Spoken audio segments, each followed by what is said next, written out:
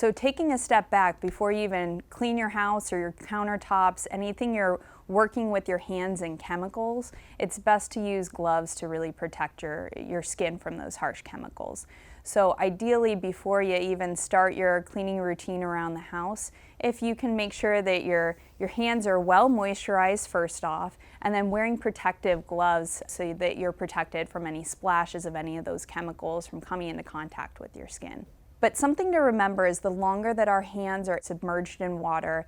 the drier they become, which is counterintuitive. That being said, we know that we also are asking you to wash your hands very frequently during this pandemic, and so just being mindful that every time that you do need to wash your hands, just making sure that you reapply your moisturizers.